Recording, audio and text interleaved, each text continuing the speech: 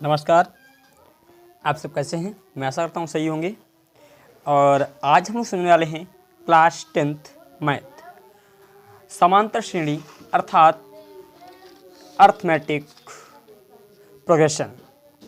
और इसमें प्रश्नावली 5A का लेक्चर नंबर 2 है। इससे पहले लेक्चर में हमने क्वेश्चन नंबर 3 तक के सभी क्वेश्चन समझ लिए थे और आज समझेंगे क्वेश्चन नंबर 4 से आगे के सभी क्वेश्चन। तो चलिए क्वेश्चन नंबर 4 को लगाते हैं स्लाइड पे। तो क्वेश्चन नंबर 4 ये रहा आपकी स्लाइड पे, जिसमें बोला जा रहा है श्रेणी 1, देखिए 1, 2, 3, 5 समांतर श्रेणी में नहीं है, क्यों?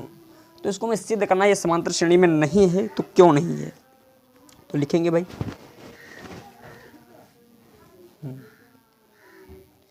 श्रेणी दे रखी हमारी 1, 2, 3, 5 समांतर श्रेणी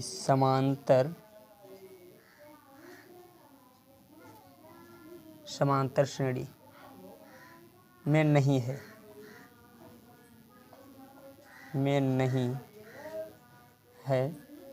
क्यों? ठीक है, ये समांतर श्रेणी में नहीं है क्यों? तो देखो इसको हम सिद्ध करने के लिए कार्य करते हैं, इनका सर्वांतर निकालते हैं। यदि इनका सर्वांतर बराबर आ जाएगा तो समझ लेंगे कि भैया समांतर श्रेणी में है, और नहीं होगा तो यही कारण भी हो जाएगा कि ये समांतर श्रेणी में नहीं है। तो हम पहले निकालते हैं सर्वांतर, ठीक है, यानी सर्वांतर कह सकते हैं इसको। तो D1 के लिए पहले निकालते हैं, तो लिखेंगे A2 माइनस A1। तो A2 का मान 1 है तो 1 वैल्यू पुट कर दिया, A1 का भी मान 1 है, ये दोनों कट गए तो बराबर आ गया हमारा 0। इसी प्रकार जब हम D2 को निकालें तो D2 बराबर होता है A3 माइनस A2। A3 का मान 2 दे रखा है, 2 वैल्यू पुट कर दिया। A2 का मान 1 दे रखा है, 1 वैल्यू पुट कर लिया, इक्वल आ गया 1। अब यह D3 निकालेंगे तो D3 को निकालने के लिए A4 माइनस A3 करना पड़ेगा। A4 का मान 3 है और A3 का मान 2 है, ये इक्वल में 1 आ जाएगा। अब देखिए यहाँ पर ये 0 आ रहा है, हम लिख सकते हैं D1 D2 और अच्छा है D4 भी और निकाल लेते हैं, थोड़ा D4 भी निकाल लीजिएगा। D4 तो देखिए D4 में क्या करेंगे, A5 से माइनस करेंगे A4। तो A5 का मान 5 है, A4 का मान 3, तो इक्वल में आ जाएगा 2। तो देखिए D1 D D2 D3 D4 बराबर नहीं है,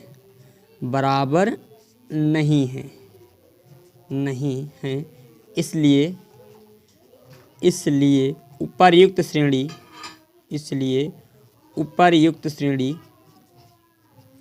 उपर्युक्त श्रेणी समांतर श्रेणी नहीं है,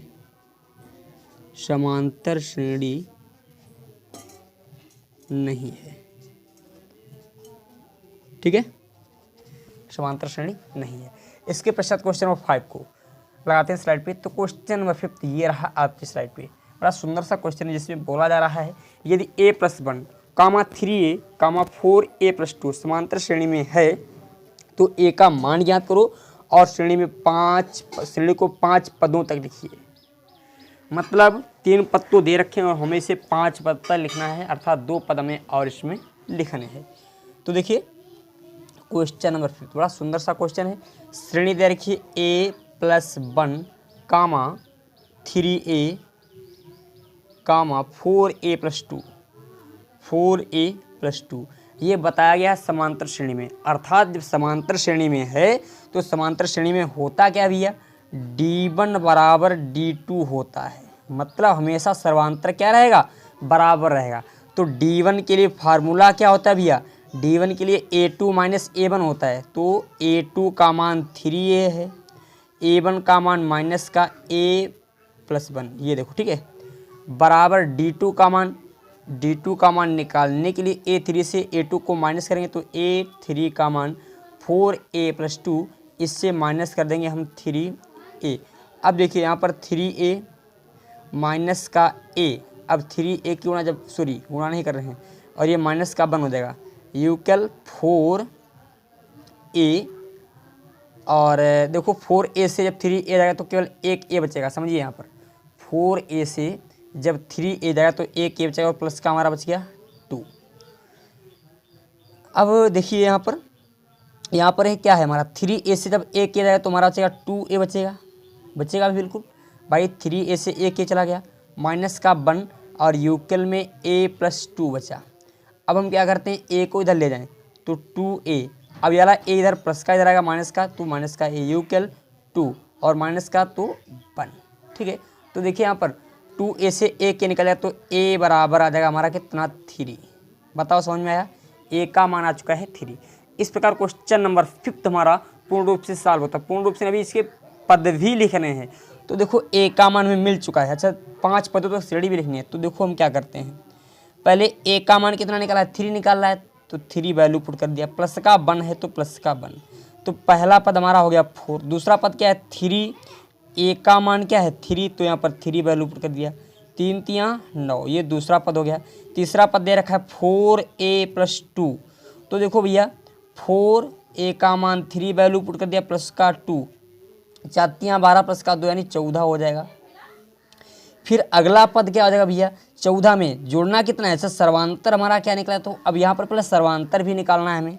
निकालना क्या भैया सर्वांतर, तो देखिए सर्वांतर निकालने के लिए क्या करते हैं हम d1 का मान निकालें थोड़ा, तो सर्वांतर निकालेंगे सर्वांतर, क्योंकि ऐसे तो पद लिख लिए हमने, परंतु सर्वांतर हो जाएगा भैया।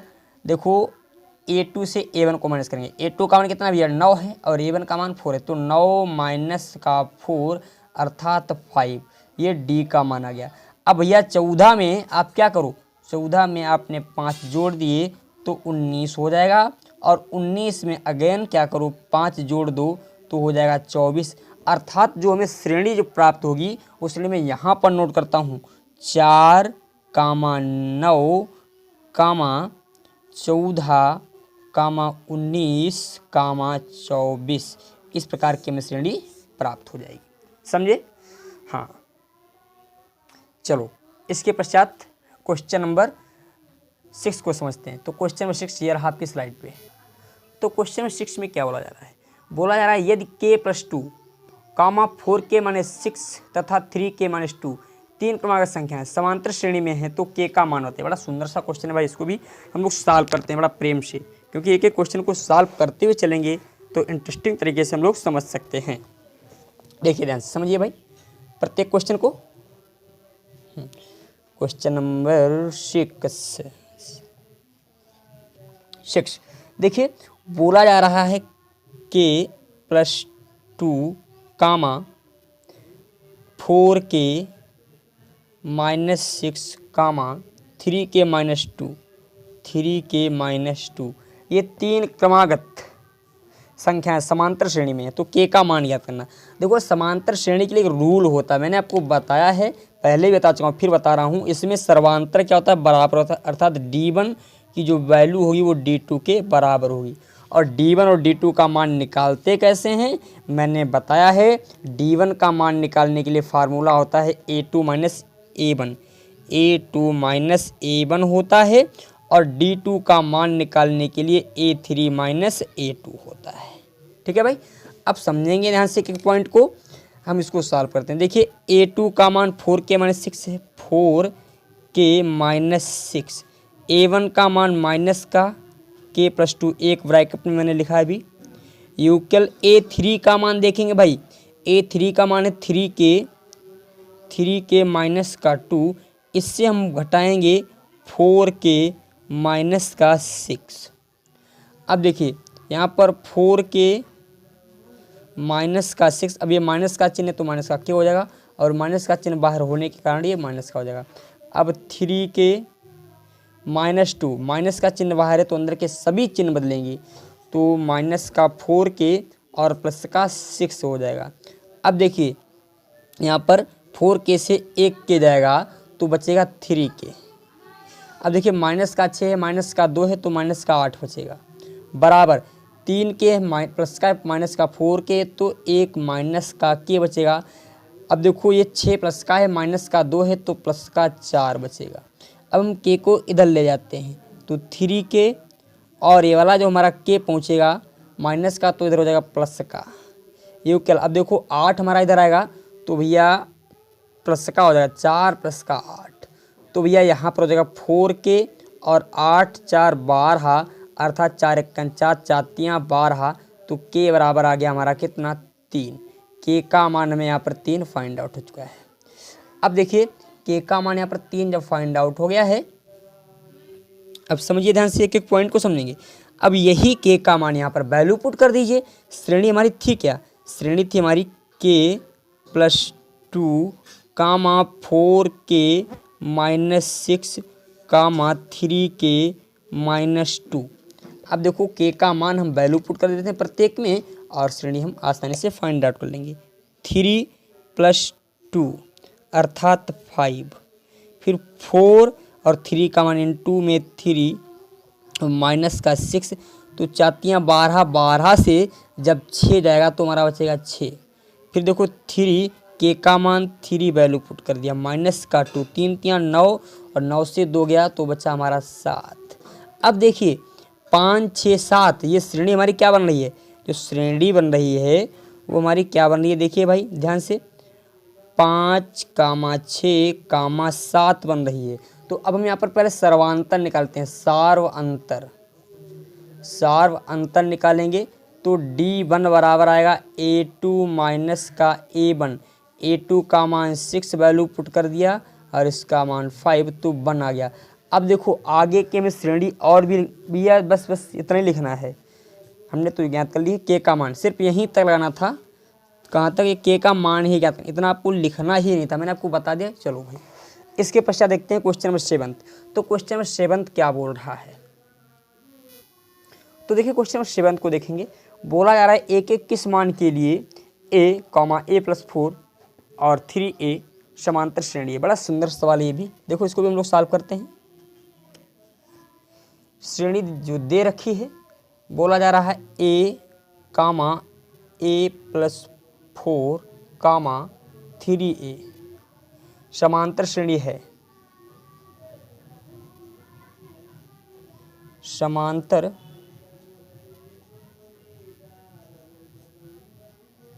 ठीक है। तो समांतर श्रेणी होने के लिए होता क्या भी है, यहाँ पर सर्वांतर बराबर होता है, अर्थात D1 बराबर होगा D2 के। तो भैया D1 के लिए फार्मूला लिखिए, D1 के लिए फार्मूला होता है A2 माइनस A1 और D2 के लिए फार्मूला होता है A3 माइनस A2। भैया A2 का मान वैल्यू पुट कीजिए A+4, A1 का मान वैल्यू पुट कीजिए A, यूकेल A3 का मान क्या है भैया, A3 का मान 3A और भैया A2 का मान क्या है A प्लस का 4। अब देखो घटाना है ना, माइनस प्लस का 4 है भैया, समझिए ध्यान से, प्लस का 4 लिखा मैंने। अब देखो A यहाँ पर ये और ये दोनों कट जाएंगे तो हमारा आ जाएगा 4, ठीक है, यहाँ पर केवल 4 बचेगा।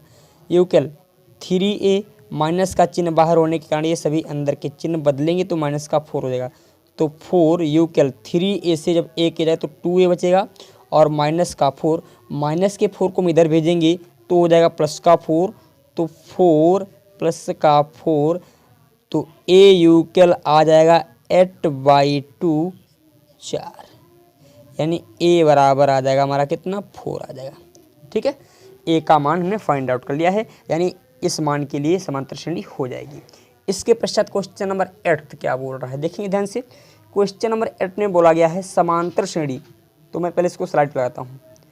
बोला जा रहा है 5, 14/3, 13/3, 4 के अगले 3 पद लिखिए। बड़ा सुंदर सवाल है, मतलब श्रेणी बता रखी है, समांतर श्रेणी है ही, जो कि इस प्रकार दी गई है 5, 14/3, 14/3, 13/3, 4।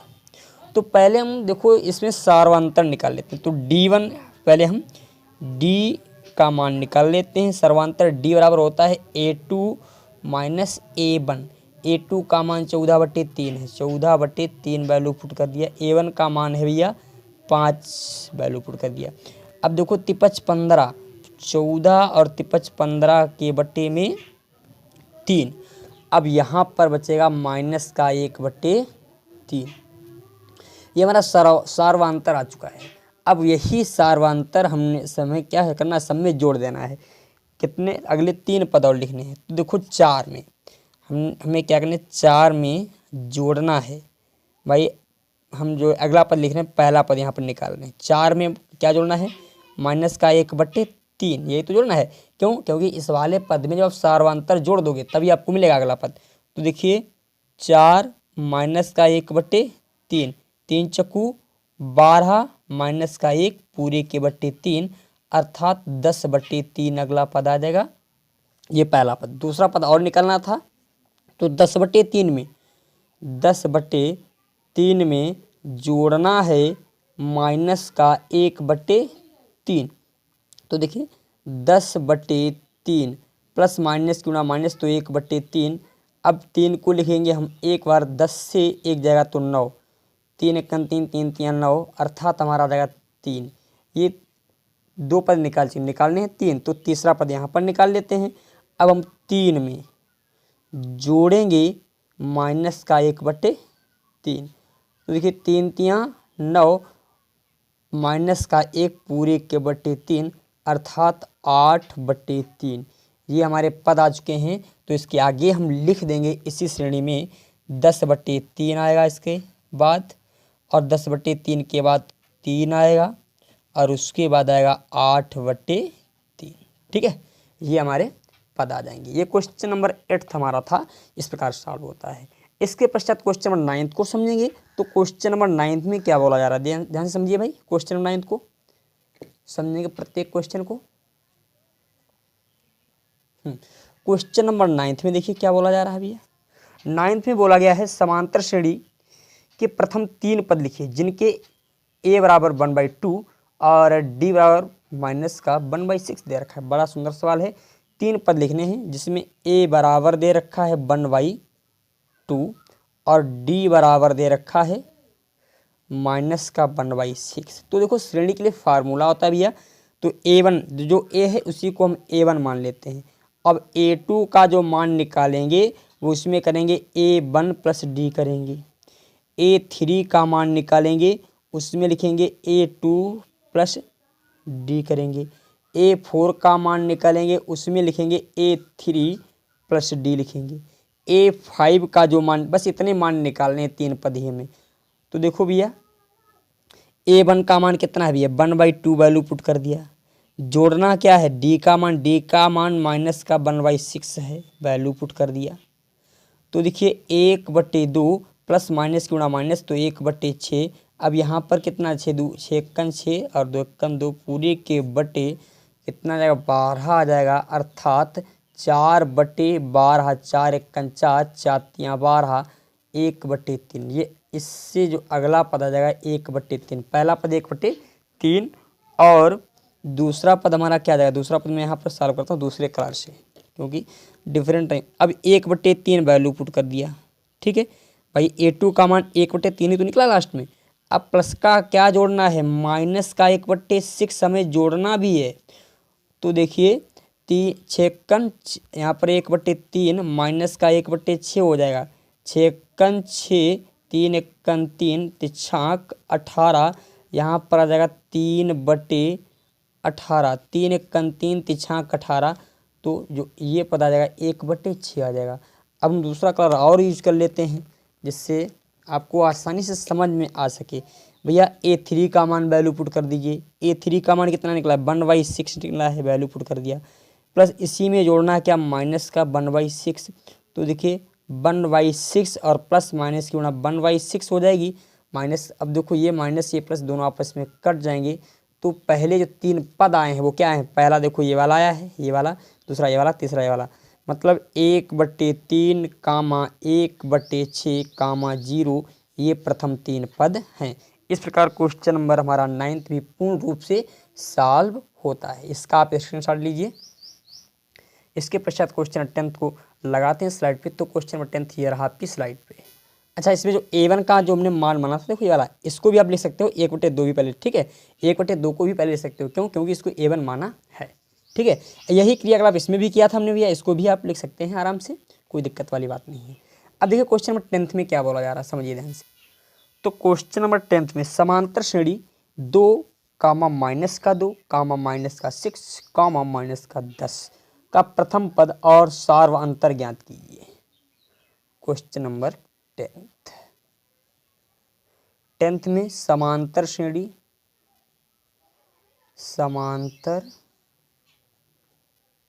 श्रेणी